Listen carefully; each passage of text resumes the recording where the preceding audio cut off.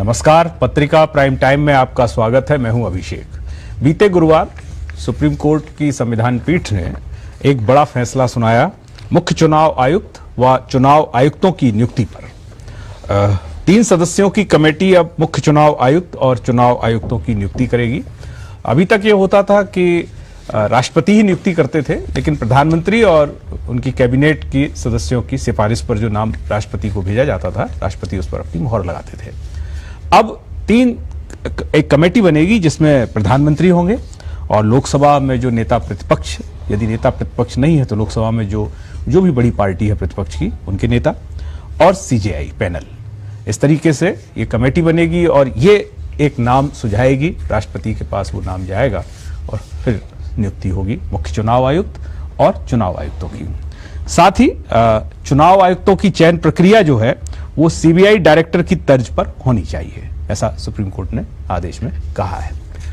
और ये व्यवस्था तब तक रहेगी जब तक कि संसद कोई कानून नहीं बना देती। तो आज की चर्चा इसी पर है कि चुनाव सुधारों की दिशा में यह एक बहुत ही महत्वपूर्ण कदम माना जा रहा है, क्योंकि भारतीय लोकतंत्र उसकी एक तरीके से हम कहें तो दुनिया का दूसरा बड़ा लोकतंत्र है और दुनिया का सबसे बड़ा लोकतंत्र है, दूसरा प्राचीन लोकतंत्र है। और चुनाव आयोग की निष्पक्षता की एक तरीके से पूरी दुनिया में इज्जत है और चुनाव आयोग का यह दायित्व है कि चुनाव प्रणाली के प्रति लोगों का भरोसा और ज्यादा बढ़े। तो इस चर्चा को हम शुरू करें और अपने मेहमानों से आपका परिचय कराएं। उससे पहले ये आपको एक रिपोर्ट दिखाते हैं। मुख्य चुनाव आयुक्त और चुनाव आयुक्तों की नियुक्ति भी अब कोलेजियम के तहत स्वतंत्र पैनल के जरिए होगी। सुप्रीम कोर्ट ने गुरुवार को ऐतिहासिक फैसले में कहा कि प्रधानमंत्री, लोकसभा में नेता प्रतिपक्ष और सीजेआई का पैनल मुख्य चुनाव आयुक्त और चुनाव आयुक्तों का चयन करेगा। पैनल की सिफारिश पर राष्ट्रपति नियुक्ति करेंगे। जस्टिस के.एम. Joseph, justice Ajay Rastogi, justice Aniruddha Bose, justice Hrishikesh Roy और जस्टिस सी.टी. रविकुमार की संविधान पीठ ने कहा कि नियुक्ति की नई व्यवस्था तब तक जारी रहेगी जब तक संसद इस बारे में कानून नहीं बना देती है। जस्टिस के.एम. जोसेफ ने फैसले में कहा कि लोकतंत्र की मजबूती के लिए चुनाव प्रक्रिया की शुद्धता बनाए रखना चाहिए, अन्यथा इसके विनाशकारी परिणाम होंगे। जस्टिस रस्तोगी ने कहा कि वो जस्टिस जोसेफ के फैसले से सहमत हैं। फैसले से मुख्य चुनाव आयुक्तों और आयुक्तों की नियुक्ति की मौजूदा प्रक्रिया रद्द हो जाएगी। पीठ ने कहा कि संविधान निर्माताओं ने मुख्य चुनाव आयुक्त और आयुक्तों की नियुक्ति के लिए कानून बनाने का काम संसद पर छोड़ दिया था, लेकिन राजनीतिक व्यवस्थाओं ने उनके विश्वास को धोखा दिया। पीठ ने कहा कि आयोग के कामकाज को कार्यपालिका के दखल से अलग रखने की आवश्यकता है। पिछले 7 दशकों में ये कानून नहीं बनाया गया। पीठ ने कहा कि चुनाव आयोग के कामकाज को कार्यपालिका हस्तक्षेप से अलग रखने की आवश्यकता है। चुनाव आयुक्तों को सीईसी के समान सुरक्षा दी जानी चाहिए, उन्हें सरकार की ओर से हटाया नहीं जा सकता है। जस्टिस के.एम. जोसेफ की तरफ से दिए गए 3 प्रमुख सुझावों पर नजर डालें तो पहला सुझाव, सीईसी और ईसी को समान संरक्षण, इन्हें हटाने की समान प्रक्रिया होनी चाहिए। दूसरा सुझाव, चुनाव आयोग के लिए सुप्रीम कोर्ट, लोकसभा और राज्यसभा जैसे स्वतंत्र सचिवालय। तीसरा सुझाव, आयोग के लिए सुप्रीम कोर्ट, लोकसभा और राज्यसभा की तरह स्वतंत्र बजट। चुनाव आयोग स्थायी संवैधानिक एवं स्वतंत्र निकाय है। इसकी स्थापना 25 जनवरी 1950 को हुई थी। शुरुआती दौर में आयोग में सिर्फ एक मुख्य निर्वाचन आयुक्त का पद था। आयोग में 1993 में 2 आयुक्तों के पद जोड़े गए। अब तक मुख्य चुनाव आयुक्त और चुनाव आयुक्तों की नियुक्ति केंद्र सरकार की सिफारिश पर संविधान के अनुच्छेद 324(2) के तहत राष्ट्रपति करते थे। उनका कार्यकाल 6 साल या 65 साल की आयु तक होता है। राज्य में चुनाव आयुक्त की नियुक्ति राज्यपाल करते हैं। चुनाव आयुक्तों का दर्जा सुप्रीम कोर्ट के न्यायाधीश स्तर का होता है। हालांकि उनके फैसलों को हाई कोर्ट या सुप्रीम कोर्ट में चुनौती दी जा सकती है। असामान्य परिस्थिति में संसद में महाभियोग प्रस्ताव पारित कर मुख्य चुनाव आयुक्त को पद से हटाया जा सकता है। सुनवाई के दौरान आयोग को लेकर संविधान पीठ ने सरकार से कई सवाल किए। अदालत ने यहां तक कह दिया कि हर सरकार अपनी हां में हां मिलाने वाले व्यक्ति को मुख्य चुनाव आयुक्त या चुनाव आयुक्त नियुक्त करती है। पीठ ने कहा कि देश को टीएन शेषन जैसे मुख्य चुनाव आयुक्त की जरूरत है। हमें ऐसे सीईसी की जरूरत है जो पीएम के खिलाफ भी कार्रवाई कर सके। चुनाव आयोग में सुधार, पारदर्शिता, निष्पक्षता और स्वायत्तता के मुद्दे पर सुप्रीम कोर्ट में 2018 में कई याचिकाएं दायर की गई थी। कोर्ट ने याचिकाओं को क्लब कर 5 जजों की संविधान पीठ को भेज दिया था। पीठ ने 4 साल बाद 18 नवंबर 2022 से याचिकाओं पर सुनवाई शुरू की। सुनवाई 24 नवंबर को पूरी होने के बाद पीठ ने फैसला सुरक्षित रख लिया था। देश में निष्पक्ष चुनाव आयोग की नियुक्ति के लिए सुप्रीम कोर्ट ने गुरुवार को भले ही निर्णय दिया हो, लेकिन 74 साल पहले संविधान निर्माताओं के समक्ष भी यही चुनौती थी कि लोकतंत्र में चुनाव करवाने वाली चुनाव आयोग जैसी शक्तिशाली संस्था में नियुक्ति कैसे हो। संविधान ड्राफ्टिंग कमेटी के चेयरमैन बाबा साहेब अंबेडकर ने 16 जून 1949 को संविधान सभा को अपनी चिंता से अवगत करवाया था कि किसी अनुपयुक्त व्यक्ति की मुख्य चुनाव आयुक्त के रूप में नियुक्ति उनके और पूरी सभा के लिए सिरदर्दी है।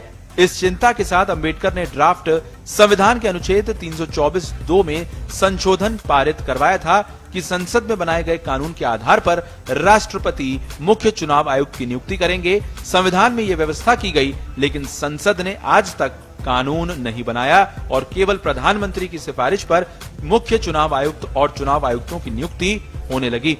यूपीए शासन में दूसरे प्रशासनिक सुधार आयोग ने 2007 में रिपोर्ट में चुनाव आयोग की निष्पक्षता के लिए सिफारिश की थी कि मुख्य चुनाव आयुक्त और आयुक्तों की नियुक्ति प्रक्रिया को व्यापक बनाने के लिए पीएम की अध्यक्षता में कमेटी होनी चाहिए।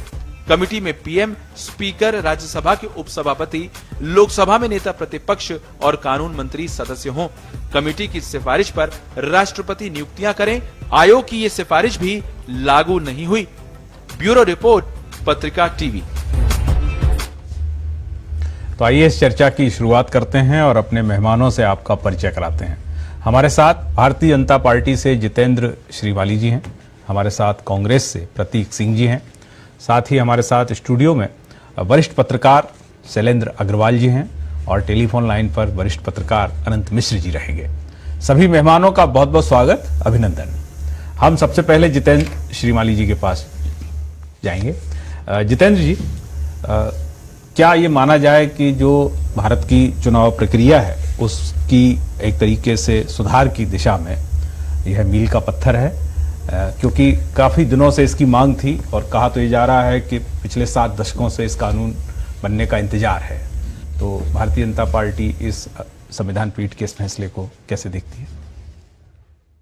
देखिए, बिल्कुल सही है ये कि चुनाव सुधार की जो प्रक्रिया जो चालू की थी इस देश में सबसे पहले टीएन शेषन ने आमूल चूल परिवर्तन करके और चुनाव की जो सारा सिस्टम है और चुनाव आयोग और उसकी पावर क्या होती है। चुनाव आयोग पहले तो टीएन शेषन से पहले तो हाथों की कठपुतली के रूप के अंदर काम करने के आरोप लगते थे कि चुनाव आयोग, परंतु टीएन शेषन ने पहली बार ये बताया कि चुनाव आयुक्त की पावर क्या होती है, चुनाव आयुक्त का महत्व क्या होता है। उसके बाद में निरंतर जो है लगातार जो सरकारें आई और निरंतर चुनाव आयुक्त की जो पावर थी और उसकी निष्पक्षता के ऊपर काम लगातार होता रहा और अभी भी लगातार जिस प्रकार की जो व्यवस्था थी उसके हिसाब से लगातार होता है। और ये जो सुप्रीम कोर्ट ने जिस प्रकार से दिया है वो ठीक है, बहुत उसमें अच्छी बात है।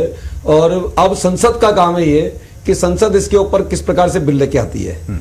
मोटे तौर के ऊपर जो जैसे सारा मीडिया में आ रहा है कि बाबा साहब अम्बेडकर की मन में शुरू से इस बात का संदेह था, जब ये संविधान का गठन हो रहा था तभी इस बात का संदेह था कि चुनाव आयुक्त को स्वतंत्र रहना बहुत जरूरी है। क्योंकि चुनाव आयुक्त और फिर भी और सीबीआई के जो वो डायरेक्टर हैं उनका जो मेन उसका जो बॉडी है उसको भी स्वतंत्र होना चाहिए, न्यायपालिका को स्वतंत्र होना चाहिए, ये सब स्वतंत्र होने चाहिए। क्योंकि लगातार हर विपक्ष, आज कांग्रेस और दूसरे सारे दल हैं वो इस प्रकार से आरोप लगाते हैं कि साहब हारते हैं और फिर कहते हैं साहब हम तो इनके कारण से हार गए। ये लगातार एक चलने वाली सतत प्रक्रिया है और अगर इस प्रकार से होता है तो जो भारत जैसा जो सबसे बड़ा विश्व का बड़ा लोकतंत्र है उसके अंदर एक अच्छी परंपरा चालू होती है, न्यायालय के आदेश का सम्मान है। जी प्रतीक सिंह जी, कांग्रेस इस आदेश को कैसे देखती है? क्योंकि कांग्रेस लगातार ये बात उठाती रही थी, पिछले कुछ चुनाव की बात करें तो चुनाव आयोग पर सवाल प्रतिपक्ष खड़ा करता रहा है, चाहे चुनाव तिथि घोषित करने वाली बात हो, तमाम चीजें रही हैं, लेकिन सवालों के दायरे में चुनाव आयोग रहा है। देखिए, जब जो सुप्रीम कोर्ट का कल जो ऑर्डर आया है उसको हमें पूरा अच्छी तरीके से उसका एनालिसिस करना चाहिए। सुप्रीम कोर्ट में पिछले दिनों में मई में जब मुख्य चुनाव आयुक्त का जब पद खाली हुआ था उसके बाद सुनवाई चालू हुई। उसके बाद में नवंबर दिसंबर के समय पे अरुण गोयल जी की नियुक्ति कर दी गई 24 घंटे के, बिल्कुल, और नियुक्ति कर दी गई 24 घंटे के अंदर बिजली की रफ्तार से। तो सुप्रीम कोर्ट ने उनकी नियुक्ति की फाइल मंगाई, पूछा गया कि किस तरीके से आपने बिजली की रफ्तार से उनकी नियुक्ति कर दी गई। क्या उस अधिकारी को यह पता था कि वो चुनाव आयुक्त बनने वाले, क्योंकि उनका रिटायरमेंट तो 31 दिसंबर को था, तो उन्होंने 19 नवंबर को क्यों ले लिया रिटायरमेंट? उसके बाद में एक ही दिन के अंदर प्रधानमंत्री भी अनुशंसा पास कर देते हैं और उनका वीआरएस भी अप्रूव हो जाता है। तो उसी के ऊपर सवाल उठाते हुए सुप्रीम कोर्ट ने ये पूरी जो प्रक्रिया है कि सीजेआई, विपक्ष के नेता और प्रधानमंत्री, इनकी एक कमेटी है जो चुनाव आयोग का अपॉइंटमेंट करेगी, और इस तरीके से ही होना चाहिए जिस तरीके से सीबीआई का होता है। लेकिन सीबीआई में भी आप देखिए कि 2014 के बाद में जब विपक्ष का नेता की अगर कुर्सी नहीं रही, जिस तरीके से बोलते हैं कि 10% सीटें कांग्रेस की नहीं आई, तो उसका भी जो सुप्रीम कोर्ट ने उन्होंने इसमें जिक्र किया है कि जो सबसे बड़ा दल होगा उसके नेता को इसके अंदर रखा जाएगा। तो मेरे को लगता है जो सीबीआई की भी आगे जो नियुक्ति की जाए सीबीआई के प्रमुख की, वो भी मुझे लगता है इसी तर्ज पे की जानी चाहिए। ये मामला तो सुप्रीम कोर्ट की संविधान पीठ ने जब फैसला दिया है तब ये बात सारे राजनीतिक दल अब हाँ में हाँ मिलाने लगे हैं, कह रहे हैं अच्छा है, और अच्छा है, इसमें कोई दुराय नहीं है। लेकिन आपकी पार्टी ने भी लगातार शासन किया, तो ये ख्याल आपको क्यों नहीं आया? देखिए, मैं क्योंकि वही प्रक्रिया को वर्तमान सरकार अपना रही है, प्रधानमंत्री और उनकी कैबिनेट जो बिल्कुल सही कह रहे हैं आप। श्रीवाली मैं बोल लूं, बिल्कुल सही आपने सवाल उठाया। तो आपने देखा टीएन शेषन जैसे चुनाव आयुक्त हमारी सरकारों के समय पे ही आपको देखने को मिले, जिन्होंने प्रधानमंत्री के खिलाफ भी फैसला लिया। दूसरी बात, आप मुझे पिछले 60 सालों में जब कांग्रेस की सरकार रही हो, आप मुझे एक वाक्य बता दीजिए जब हमने बिजली की रफ्तार से किसी चुनाव आयोग को लगा दिया गया हो। एक नाम बीच में आप मुझे आपकी बारी आई तब आप एक नाम मुझे गिना दीजिए कि हमने 24 घंटे के अंदर किसी चुनाव आयोग का अपॉइंटमेंट कर दिया हो, किसी सीबीआई के डायरेक्टर का बिना लीडर ऑपोजिशन के अपॉइंटमेंट कर दिया हो, ईडी को कौन से विपक्ष के नेताओं के यहाँ पे छापे मारती हो। देखिए, बात सिर्फ 24 घंटे की नहीं है, बात यह है कि वो जो प्रक्रिया अपनाई जानी चाहिए थी, जिसके लिए बाबा साहब अंबेडकर भी कह गए थे कि भाई चुनाव आयोग जो है स्वायत्त संस्था है, तो आपकी सरकार ने भी नहीं सोचा और वर्तमान सरकार ने भी नहीं सोचा। हमारे साथ शैलेंद्र अग्रवाल हैं। शैलेंद्र अग्रवाल, अब चूंकि संविधान पीठ का फैसला है तो इसको क्या चुनौती तो दी जा सकती है, लेकिन कोई बहुत खास असर पड़ने वाला है क्या? देखिए, चुनौती तो नहीं कि दी जा सकती, लेकिन सुप्रीम कोर्ट से रिव्यू के लिए आग्रह किया जा सकता है।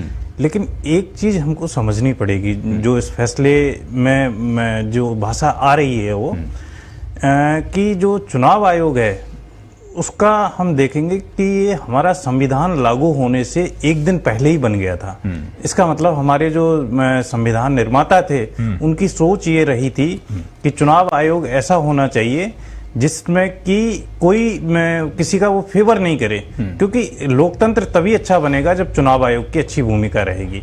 लेकिन पिछले कुछ सालों से ये देखने में आ रहा था कि चुनाव आयोग पर बार बार आरोप लग रहे थे, और पहले सेशन से पहले चुनाव आयोग को लोग जानते ही नहीं थे। जब बीच में एक मुख्य चुनाव आयुक्त थे कृष्णमूर्ति जी, उन्होंने एक अच्छा फैसला लिया था कि वो इस अपना कार्यकाल पूरा कर लेने के बाद 2 साल बाद तक कोई पद नहीं लेंगे। तो ऐसी जो स्थितियां खुद को डेवलप करनी चाहिए चुनाव आयुक्तों को, लेकिन वो उन्होंने नहीं की थी। सरकार भी इसको लेकर गंभीर नहीं थी। तो ऐसे में चुनाव जो सुप्रीम कोर्ट का दखल है वो बहुत जरूरी हो गया था। और जहां तक जो बात कही है कि विपक्ष के नेता की अनुपस्थिति में जो लार्जेस्ट दल होगा उसके प्रतिनिधि को लिया जाएगा, एक अच्छी बात है, क्योंकि हम पिछले 2 लोकसभा चुनाव से हम देख रहे हैं कि कोई नेता प्रतिपक्ष नहीं है। तो अब ये राज्यों के लिए भी एक नजीर बनना चाहिए कि जो राज्यों में भी जो निर्वाचन आयुक्त होते हैं उसके लिए भी सरकारें क्या करती हैं कि वो अपनी पसंद के व्यक्ति को वहां बिठा देती हैं। तो अब इस पर भी विचार होना चाहिए।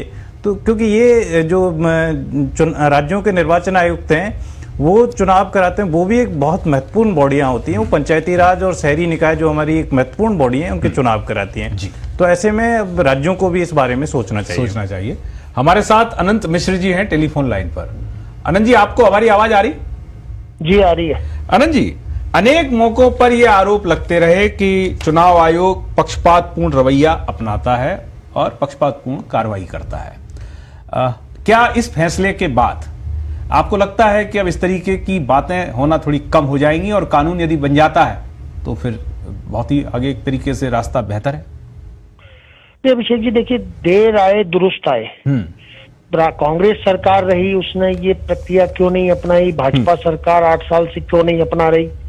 ये सब राजनीतिक आरोप प्रत्यारोप के विषय हो सकते हैं, लेकिन सुप्रीम कोर्ट ने जो चुनाव कराने वाली सर्वोच्च संस्था है उसके सदस्यों के चयन के लिए एक पारदर्शितापूर्ण कानूनी प्रक्रिया के लिए जो जोर दिया है, उन्होंने कहा है कि कानून जब तक संसद बनाती है तब तक ये प्रक्रिया रहे, उसके बाद जो भी कानून होता है तो निश्चित रूप से सिर्फ ये चुनाव आयोग में सदस्यों के चयन का मामला नहीं है अभिषेक जी। चुनाव, हमको चुनाव प्रणाली को अगर और पारदर्शी बनाना है और साफ सुथरा बनाना है, चुनाव सुधारों की दिशा में आगे जाना है, तो चुनाव आयुक्त वही करेंगे जो संसद ने कानून बना रखे हैं। आप देखिए कि यूपी और बिहार के अंदर कितने अपराधी हैं जो जेल में बैठे बैठे चुनाव जीत जाते हैं, एक एक नहीं 2-2 चुनाव जीत जाते हैं। तो जो अपराधी हैं और राजनीति का जो गठजोड़ बन रहा है उस पर प्रहार करने के लिए भी संसद को कानून बनाना पड़ेगा, क्योंकि चुनाव आयोग जो नियम है, जो संविधान में संसद कानून बनाती है, उससे बंधी रहती है। चुनाव आयुक्त कई बार कह चुके हैं कि साहब चुनाव आयोग में सुधार की बहुत जरूरत है, चुनाव प्रक्रिया में सुधार की जरूरत है। आज जो लिमिट रख रखी है चुनाव में खर्चे की, कितने प्रत्याशी इस लिमिट का उल्लंघन नहीं करते? हर प्रत्याशी जो लिमिट होती है उससे 5-5, 10-10 गुना करता है, लेकिन चुनाव आयोग के हाथ बंधे हुए हैं। वो एक भी सांसद या विधायक को अयोग्य घोषित नहीं कर सकता। अपराधियों की ऐसी बात है। तो चुनाव सुधार एक ऐसा है, हमारे यहाँ हर 6 महीने में कोई ना कोई चुनाव होता है। कभी अभी चुनाव 3 राज्यों के निपटे हैं, मई में कर्नाटक के चुनाव होंगे। तो सरकार को इसमें सर्वदलीय बैठक बुलानी चाहिए। नेता प्रतिपक्ष का पद है या नहीं है वो दूसरा विषय है, लेकिन ऐसी नियुक्तियों के अंदर पारदर्शिता हो और किसी दल को ये कहने का मौका नहीं मिले कि साहब इसमें आनंद फानंद में नियुक्ति हुई। बिल्कुल जिस तरह से ये पिछले चुनाव आयुक्त की नियुक्ति हुई। लेकिन आनंद जी, अब देखिए, संविधान पीठ ने तो बहुत स्पष्ट कर दिया है कि भारतीय लोकतंत्र के लिए क्या जरूरी है वो होना चाहिए, लेकिन ये बात भी उठती रही है कि सब अपनी अपनी मर्यादा में रहें। अब ये करना तो दरअसल राजनेताओं को ही था, संसद को करना था ये काम, लेकिन हमारे यहाँ एक अब ऐसा हो गया जब तक न्यायालय बीच में ना आए कोई अच्छा काम होता नहीं। अभिषेक जी, ये राजनीतिक दलों को और सरकारों को भी सोचना पड़ेगा कि सुप्रीम कोर्ट को हर मामले में दखल क्यों देना पड़ता है। अगर ये पारदर्शी व्यवस्था होती तो सुप्रीम कोर्ट क्यों इसमें दखल देता? सुप्रीम कोर्ट तभी दखल देता है कि जब कोई लैक्यूना रहता है, कोई कानून नहीं है, कोई पारदर्शिता नहीं है। बहुत से, अभी हमारे यहाँ चुनाव आयोग की बात नहीं, बहुत से ऐसे विषय हैं कि जिसमें ये तय नहीं हो पाता कि इसका फैसला कौन लेता है। अभी देखिए, भारत रत्न जो सर्वोच्च पुरस्कार है कौन देता है? कोई कमेटी का पता नहीं किसी को। तो बहुत से ऐसे विषय हैं कि जिसमें सरकार को खुद ये तय करना चाहिए, बैठ के निर्णय करें, सर्वदलीय बैठक भी बुलाएं और ये तय करें कि जो पारदर्शी नियम हम बनाएं, संसद में सभी दलों के प्रतिनिधि मौजूद रहते हैं और चुनाव स्वस्थ, हम कहते हैं कि हम सबसे बड़े लोकतांत्रिक देश हैं, तो दुनिया को दिखना भी चाहिए कि हम सबसे बड़े लोकतांत्रिक देश हैं। ठीक। श्रीवाली जी, आप कुछ कह रहे थे, आप कहिए, फिर हम ब्रेक पे जाएंगे। मैं तो ये कह रहा हूँ कि जो बात कह रहे हैं अभी मेरे कांग्रेस के नेता साथी, उनको ये बात भूल गए शायद कि लोकतंत्र के लिए वो पार्टी कह रही है आज यहाँ टीवी के सामने आकर के, जिन्होंने तो लोकतंत्र का गला घोट के इमरजेंसी लगाती थी, सारे संविधान को भूंगली बना दी थी, वो लोग ये बात कह रहे हैं आज इस प्रकार। और सबसे बड़ी बात है कि जो सुप्रीम कोर्ट ने जो अपना फैसला दिया है उसमें एक भी शब्द जो नियुक्ति हुई है उसके ऊपर किसी प्रकार का कोई प्रश्न चिन्ह नहीं लगाया है, क्योंकि जो 70 साल तक 60 साल तक आपने जिस प्रकार से नियुक्ति करी, जो व्यवस्था थी, तब तो आप थे सही। अब भारतीय जनता पार्टी ने जब नियुक्ति, क्योंकि आपने तो सौगंध ले ली थी, हम तो कभी विपक्ष में आएंगे ही नहीं। चलिए, अब विपक्ष में भी रहना सीखो। चलिए, ये तो पूछ ही लिया गया था ना, तो बनो। ये तो पूछ ही लिया गया था ना कि इतनी हड़बड़ी क्या थी। बहरहाल वक्त एक ब्रेक का है, ब्रेक के बाद लौटेंगे तो ये चर्चा जारी रहेगी, कहीं मत जाइएगा। हाजिर होते हैं ब्रेक के बाद।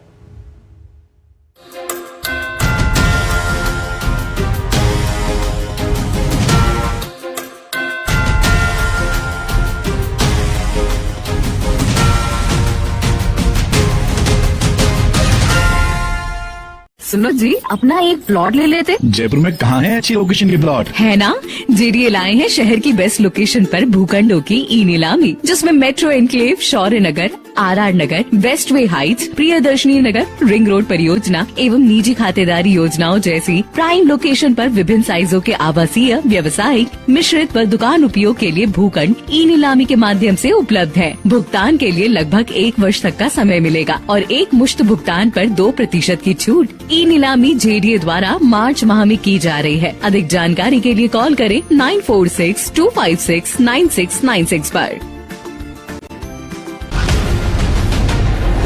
राजस्थान पत्रिका की मुहिम का बड़ा असर।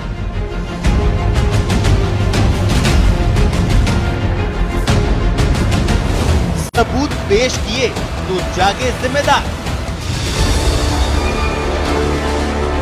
ये पेपर लीक हुआ कहां से? वेंटिलेटर को क्या है कि कुछ जो कोचिंग इंस्टीट्यूट है उनसे मिली भगत करके उनके लोग लग जाते हैं। सरकार का इतना बड़ा फेलियर है। पाठकों और दर्शकों के विश्वास पर भरा उतरा पत्रिका। ये माफिया आज के थोड़ी है, कई सालों से है। दिनमत की तरफ पूरे सिस्टम में चिपक चुके हैं। हर मोर्चे पे सरकार विफल है। अरे राजनीति बंद करिए और बचाइए युवाओं को। कैसे बचाया जाए, उनको बचाने के लिए आप आगे आइए। चयन बोर्ड ने माना सीएचओ का पेपर लीक। सरकार वीक तो पेपर लीक। पत्रिका ने किया था खामियों को उजागर। 16 परीक्षाओं के पेपर आउट हुए हैं, लेकिन एक भी बड़ा चेहरा बेनकाब नहीं हो पाया। सीएचओ भर्ती परीक्षा की विश्वसनीयता पर उठाए थे सवाल। विश्वास रखिए, ये भरोसा टूटेगा नहीं।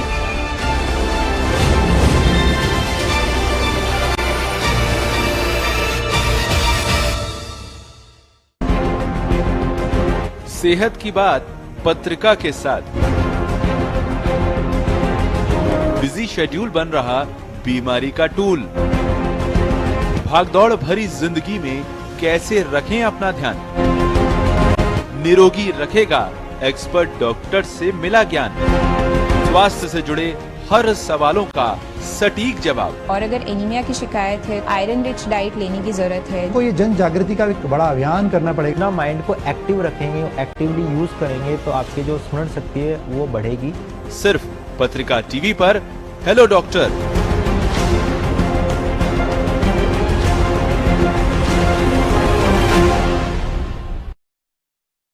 देश पर आई इस विपदा के समय पत्रिका ने सही मुद्दे उठाए, आंखों पर पट्टी नहीं बांधी।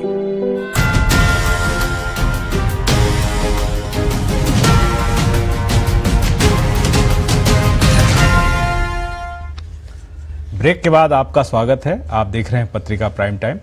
हमारे साथ जितेंद्र श्रीमाली जी हैं। श्रीमाली जी, लेकिन 2014 के बाद से इस बात की चर्चाएं ज्यादा होना शुरू हो गई कि जो भी संवैधानिक संस्थाएं हैं उनको लेके आपकी सरकार की कार्यप्रणाली पे थोड़ा सा निशान लग रहा है।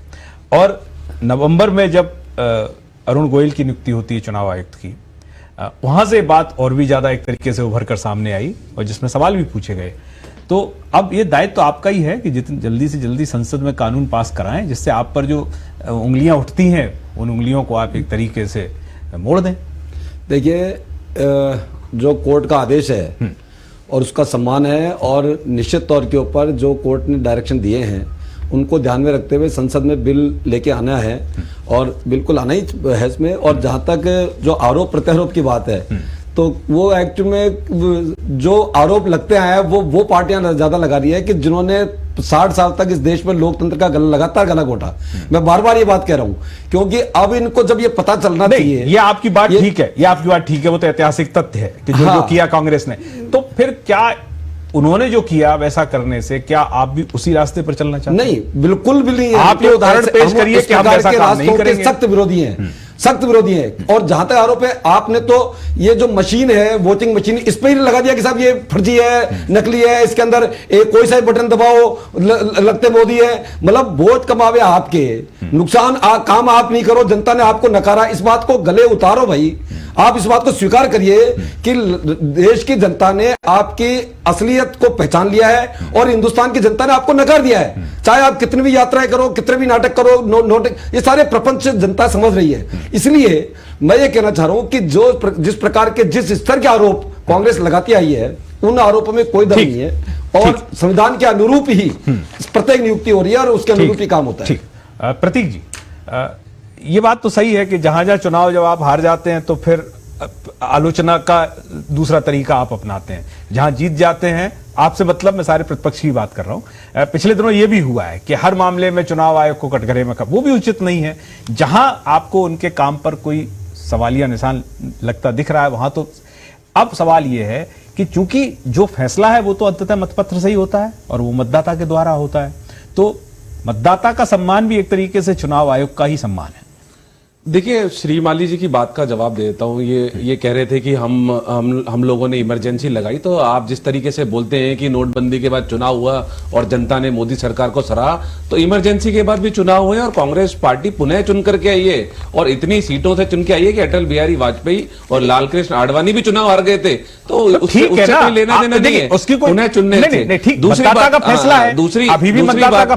बात आपकी पे आ जाता हूँ कि जो आप कह रहे थे कि चुनाव आयोग पे सवाल क्यों उठते हैं, तो जब 2019 का चुनाव चल रहा था उस दौरान प्रधानमंत्री मोदी और अमित शाह के खिलाफ काफी सारी कंप्लेंट चुनाव आयोग में दी गई।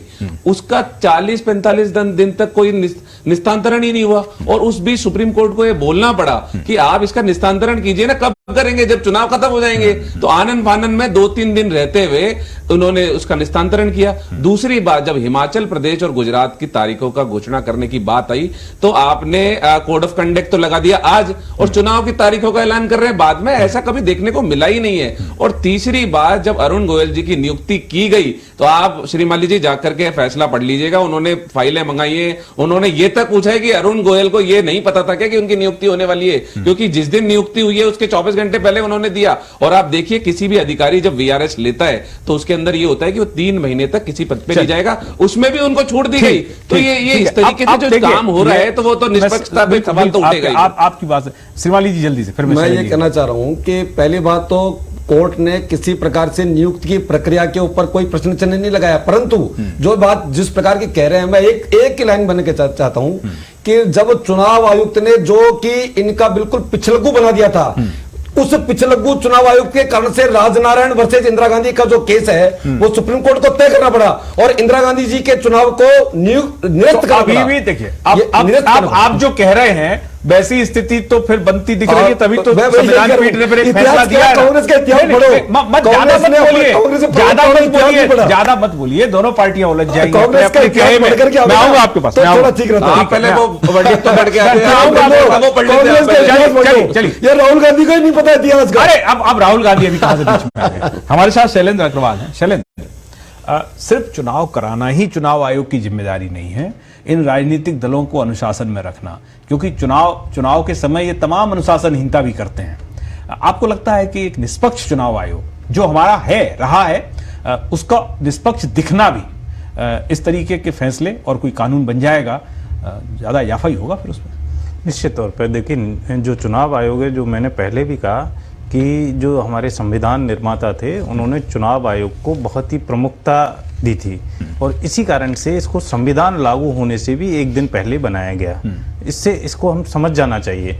और जब संविधान सभा की जो आखिरी बैठक थी उसमें आपने देखा होगा कि जिस तरह से चिंता अंबेडकर जी ने, राजेंद्र प्रसाद जी ने जो चिंता जताई थी कि हम संविधान कितना ही अच्छा बना लें, यदि लॉ मेकर्स अच्छे नहीं आए तो वो काम नहीं आएगा, लेकिन यदि संविधान में कोई खराबी है, लॉ मेकर्स अच्छे आ गए तो वो उसमें सुधार हो जाएगा। तो उस चीज को हमको समझना चाहिए। जो सुप्रीम कोर्ट का आदेश है वो भी उसी दिशा में एक अच्छा कदम है और इसका स्वागत तो निश्चित तौर पर किया ही जाना चाहिए, उसकी भावना भी पूरी होनी चाहिए। अभी जैसे आपको ध्यान होगा 2019 के जब चुनाव हुए थे तो जो अशोक लहासा जी कुछ आपत्तियां कर रहे थे, उनके साथ किस तरह का हुआ और उनको पद छोड़ करके जाना पड़ा। तो ऐसी स्थितियां नहीं होनी चाहिए। तो चुनाव आयोग की भूमिका, उसकी स्वायत्तता, उसकी निष्पक्षता, अभी जो फैसला आया उसमें इनके एक्सपेंडिचर को लेकर भी कहा है कि इसको पर भी भारत सरकार को विचार करना चाहिए कि इस तरह का कोई इनको एक कंसोलिडेट फंड होना चाहिए जिससे कि इनकी दिक्कत नहीं आए। जी, हमारे साथ अनंत मिश्र जी हैं। अनंत जी, चुनाव आयोग की जो स्वायत्तता है, जब टीएन शेषन आए थे तो तब तो उस तरीके का कुछ नहीं था। उन्होंने स्वयं ही उस पद की ताकत को समझा और इस देश को बताया कि चुनाव आयोग क्या है। क्या उस तरीके के लोग, उनका चयन कम हो रहा है?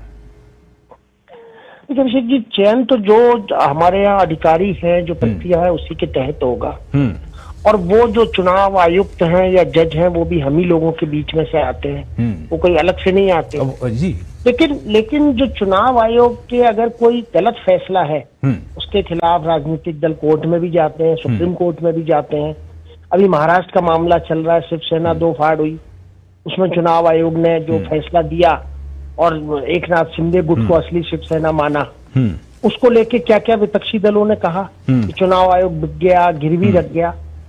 यही चुनाव आयोग जिसने अहमद पटेल के लिए रात को 12:30 बजे चुनाव आयोग की बैठक हुई और रात को 2:30 बजे अहमद पटेल के पक्ष में फैसला दिया था और आधे वोट से अहमद पटेल जीते थे। दिल्ली के चुनाव भी इसी चुनाव आयोग के में भाजपा हारी है, बंगाल का चुनाव भी इसी चुनाव आयोग के तहत भाजपा हारी है। हर चीज के लिए चुनाव आयोग को दोषी ठहराना मैं नहीं समझता कि किसी भी राजनीतिक दल के लिए ठीक है।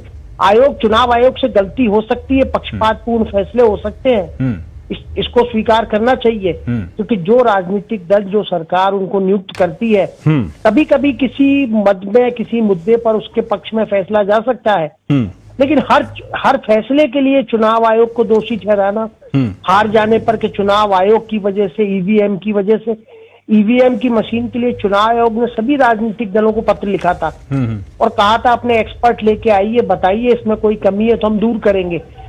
कोई राजनीतिक दल नहीं गया वहां पे। तो अनंत जी, सुप्रीम कोर्ट ने कहा ना कि लोकतंत्र बहुत नाजुक चीज है, सबको बहुत संभाल के रखना पड़ेगा इसको। बिल्कुल, मैंने अभिषेक जी पहले यही कहा कि हम जब कहते हैं कि हम दुनिया में सबसे बड़े लोकतांत्रिक देश हैं, तो ये जो छोटी छोटी कमियां हैं, खामियां हैं, इनको भी हमको दूर करना पड़ेगा, क्योंकि किसी को भी ये कहने का मौका नहीं मिला कि चुनाव आयोग पारदर्शिता पूर्ण काम नहीं कर रहा।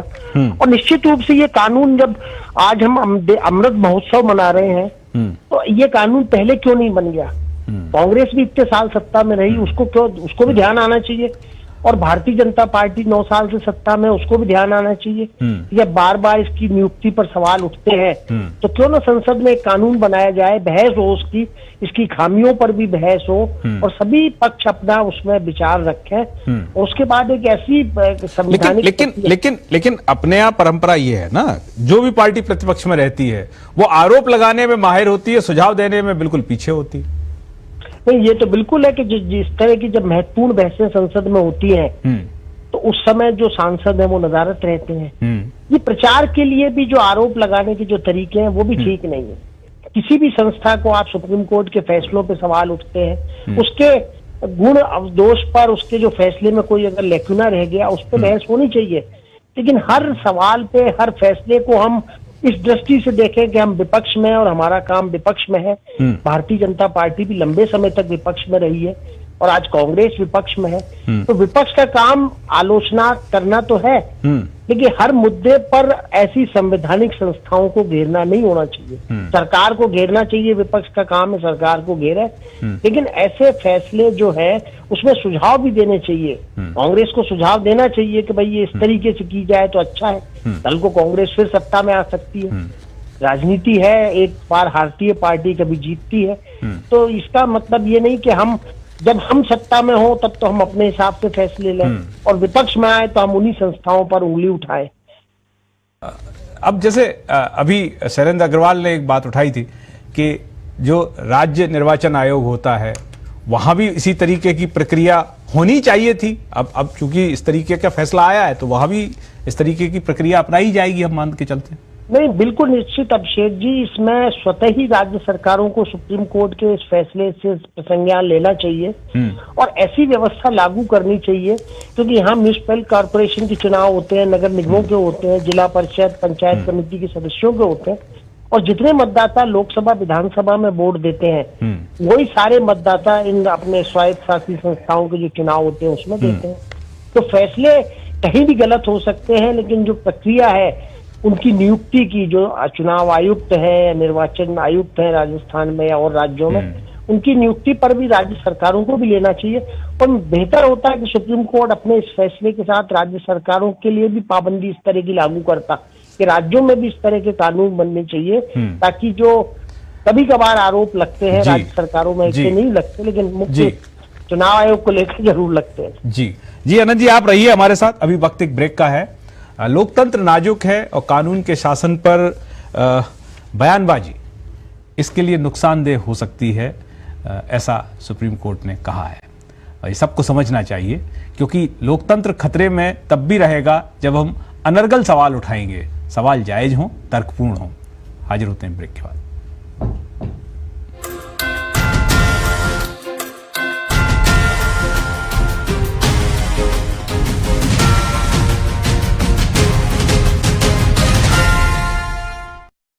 भागम भाग और आधुनिक जीवन शैली के कारण डायबिटीज, बीपी, हृदय रोग, सांस संबंधी और कैंसर जैसी गंभीर बीमारियों के मामले तेजी से बढ़ रहे हैं। इसलिए जरूरी है अनियमित दिनचर्या और खान पान के असंतुलन में नियमन लाएं, संतुलित आहार लें और पूरी व गहरी नींद लें। साफ सफाई का विशेष ख्याल रखें, नकारात्मकता से दूर रहें, किसी भी तरह के तनाव को खुद पर हावी न होने दें। नियमित व्यायाम और योग को अपनी दिनचर्या का अहम हिस्सा बनाएं। ये छोटे छोटे लेकिन जरूरी उपाय करके हम न सिर्फ रोगों से दूर रह सकेंगे, बल्कि सच्चे अर्थों में निरोगी बनेंगे। कि पहला सुख निरोगी काया।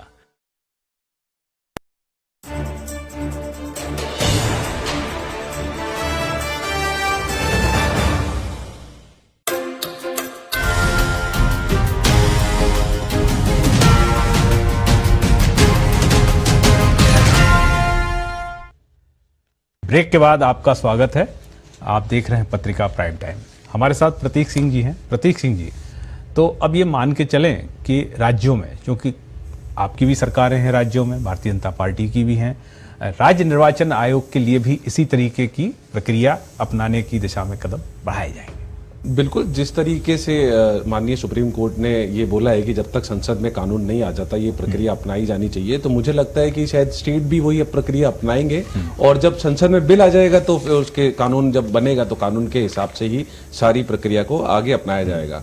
और माननीय सुप्रीम कोर्ट ने जो कल दिया है उसमें आप ये देखिए कि लोकतंत्र बचाने की जो प्रहरी है मीडिया, उस पे भी तंज कसा है उन्होंने बोला है कि मीडिया का जो एक धड़ा है वो इस तरीके से काम कर रहा है कि सत्ता पक्ष का हाथों की कठपुतली बना हुआ है। ये उनका भावार्थ ये था, लिखने का मैं ये बता रहा। तो मुझे लगता है कि मीडिया का एक धड़ा वाकई में एक निष्पक्ष अपनी भूमिका नहीं निभा पा रहा, तो उनको भी भूमिका निभाना चाहिए।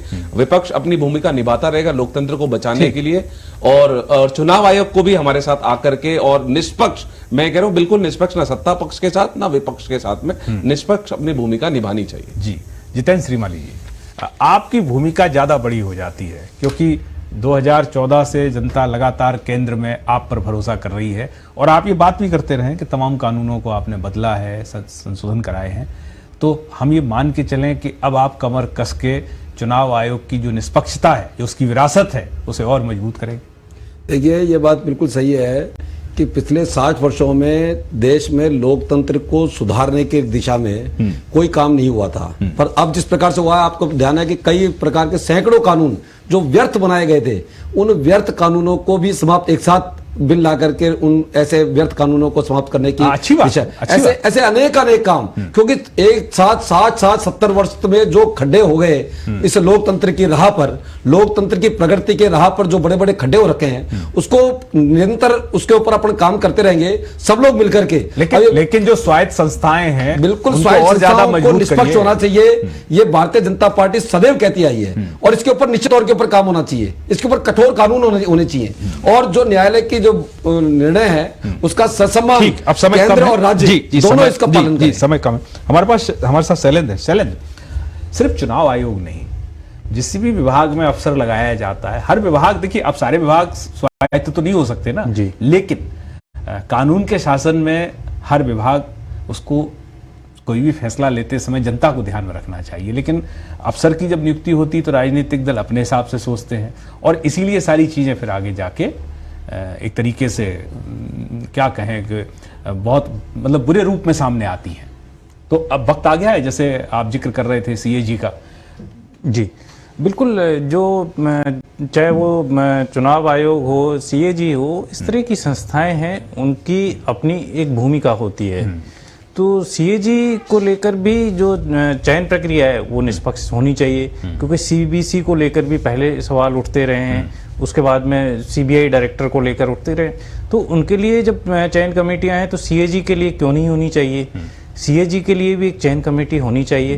तो जितने भी इस तरह के संवैधानिक और प्रमुख पद हैं उनके लिए निश्चित तौर पे होनी चाहिए। हमारे जैसे बात होती है यूपीएससी है, यूपीएससी के चेयरमैन का किसी को पता ही नहीं होता कि कैसे अपॉइंट हो जाता है, उसके लिए हम राजस्थान की बात करें तो आरपीएससी की बात है। जितनी भी जो प्रमुख संस्थाएं हैं उनकी चयन में पारदर्शिता होनी चाहिए, उससे अच्छा लोकतंत्र होगा, अच्छा सिस्टम होगा और जो सिस्टम पर सवाल उठते हैं वो भी उठना कम हो जाएंगे। जी हमारे साथ अनंत मिश्र जी हैं। अनंत जी, आपको आवाज आ रही है हमारी? जी आ रही है। कहीं भी कोई भी नियुक्ति, एक तो व्यक्ति कैसा है उस पर भी होनी चाहिए, और जैसे अभी तमाम सारी चीजें शैलेंद्र अग्रवाल ने बताई, आपको लगता है कि कुछ तो ईमानदारी राजनीतिक दलों को जो सरकार चलाते हैं उन्हें थोड़ा रखनी चाहिए नियुक्तियों में? देखिए अभिषेक जी, बहुत बड़ा सवाल है कि राजनीतिक दलों को जो ईमानदारी रखनी चाहिए, राजनीतिक दल अगर पूरी तरह से ईमानदारी रखने लगे, तब उनका उद्देश्य सिर्फ सत्ता में आना, चुनाव जीतना भर रह जाए, राजनीतिक दलों से उससे आगे अपेक्षा हमको नहीं कर सकते।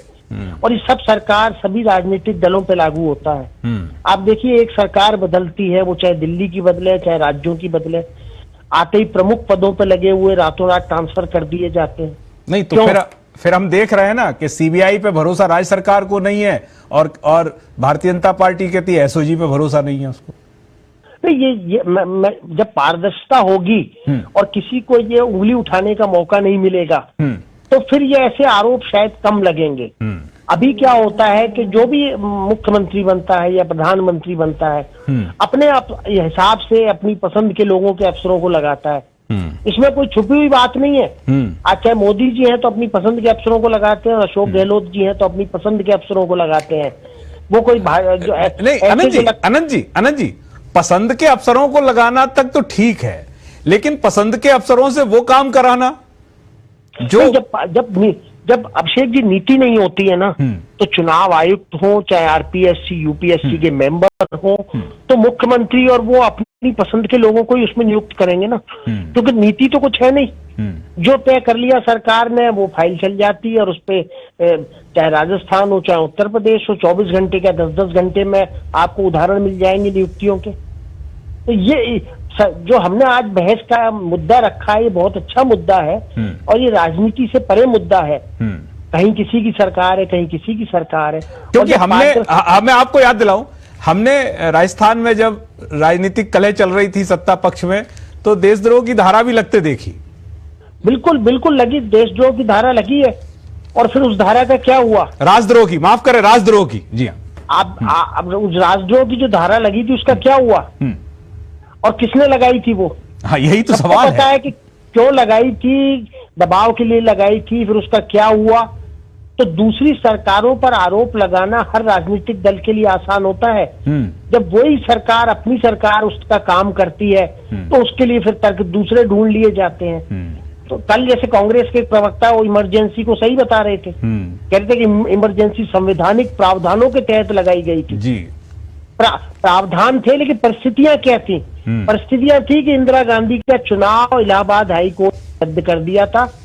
बेहतर होता कि इंदिरा गांधी अपनी जगह किसी को प्रधानमंत्री बनाती, लेकिन इंदिरा गांधी ने 5 साल की जो सरकार थी उसका कार्यकाल बढ़ा लिया, मीडिया पे पूरे ताले लगा दिए गए, कि पूरा देश ने देखा, उसको हमको दोहराने की और बार बार कहने की जरूरत नहीं है। देखिए कोई भी सरकार करे, ये लोकतंत्र पे काला धब्बा होता है और इससे हमको बचना चाहिए। जी हमारे साथ जितेंद्र श्रीमाली जी हैं। श्रीमाली जी, मतपत्र की शक्ति सर्वोच्च है और जो फैसला मतदाता देता है उसे सारे राजनीतिक दल स्वीकार करते हैं। बस इतना सा ही है कि उस चुनाव आयोग को और बेहतर कर लिया जाए। संविधान पीठ ने जो फैसला दिया है, ये काम संसद कर सकती थी, राजनीतिक दल कर सकते थे। हम ये मान के चलते हैं कि अब ये बहुत तेज गति से होगा। एक बार फिर से आपसे सुनना चाहते हैं। देखिए बिल्कुल सही कहा आपने कि चुनाव आयुक्त को बिल्कुल निष्पक्ष होना चाहिए और इसके लिए एक जोर जरूरी है। जिस प्रकार से अभी ये बहुत अच्छी डिबेट, मैं तो पत्रिका में देखता हूँ इतनी अच्छी डिबेट होती है। मैं ये कहना चाह रहा हूँ इसमें कि ये थोड़ा सा हमको ये भी विचार करना पड़ेगा कि लोकसभा और राज्यसभा के अंदर ठीक प्रकार से इन मुद्दों पर चर्चा हो और तर्कपूर्ण चर्चा हो, लोग पढ़ करके आवे। ये जिम्मेदारी भी देखिए आप दोनों लोगों की है। लोकसभा राज्यसभा के अंदर चर्चा नहीं होती है, वहां केवल हो हल्ला करके, जिस प्रकार से माहौल बना करके और मीडिया बाहर आकर के मीडिया के सामने हम 10 तरह के ये भी इसका भी, ये जो सारे इसके भी दोषी राजनीतिक दल ही हैं। हाँ, तो हम सबको, सब राजनीतिक दल कोई भी हो, चाहे विपक्ष का हो चाहे सत्ता में हो, हमको ये देखना है कि लोकतंत्र को अगर अच्छे से अच्छे तरीके से आगे बढ़ाना है तो तर्कपूर्ण तरीके से हम आलोचना करें, तर्कपूर्ण तरीके से संसद में अपना पक्ष रखें। ठीक, समय कम है। प्रतीक जी, लोकतंत्र खतरे में है। कांग्रेस लगातार ये बात कह रही है कि वर्तमान शासन प्रणाली पर वो सवाल उठा रही है, लेकिन उसमें फिर यह भी आएगा कि ये जो कानून बनना है इसके लिए आप सरकार को बाध्य करें कि जल्दी से जल्दी सरकार कानून लेके आए। अब देखिए लोकतंत्र खतरे में है, ये हमने हमेशा से बात बोली और हमारी बात को माननीय सुप्रीम कोर्ट ने बिल्कुल तवज्जो देकर के और उसके ऊपर टिप्पणियां की है। तो आपकी जिम्मेदारी बढ़ जाती है ना, अब आपकी जिम्मेदारी बढ़ जाती है। चुनावों की बात हो, 2019 के चुनावों की बात हो, 2019 के चुनावों की बात हो, चाहे अभी गोयल जी के नियुक्ति की बात हो, और हम जो जनता के फायदे के मुद्दे हैं, चाहे से अडानी का मामला हो, चाहे से अब आने वाले टाइम पे ये जो चुनाव आयोग का मामला हो, हम संसद में उठाते रहे और जब उठाते हैं तो हमारे भाषणों को एक्सपेंज कर दिया जाता है। तो ये किस तरीके का लोकतंत्र है? मुझे तो लगता नहीं कि लोकतंत्र है। 1 मिनट शैलेंद्र, एक फाइनल कमेंट। जी, अभी जो मैं दोनों राजनीतिक दलों के साथियों को सुन रहा था, सुप्रीम कोर्ट ने सीधे तौर पर जो केंद्रीय चुनाव आयोग है उसके लिए तो कहा ही है। प्रतीक जी को भी मैं एक आग्रह करना चाहूँगा कि कम से कम राज्य में तो राजस्थान में एक कांग्रेस की सरकार है और राजस्थान जो पहल होती है उनके लिए माना जाता है कि अग्रणी रहता है, इसमें क्यों नहीं करे? हम एक देश के लिए जी, समय इजाजत नहीं दे रहा है। चर्चा को हम यही विराम देते हैं। सभी मेहमानों का बहुत बहुत धन्यवाद इस चर्चा में भाग लेने के लिए।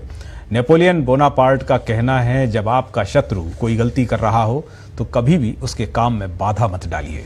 चलते चलते आपको छोड़े जाते हैं कार्टून ऑफ द डे के साथ। कल फिर मुलाकात होगी। बने रहिए पत्रिका टीवी के साथ। नमस्कार।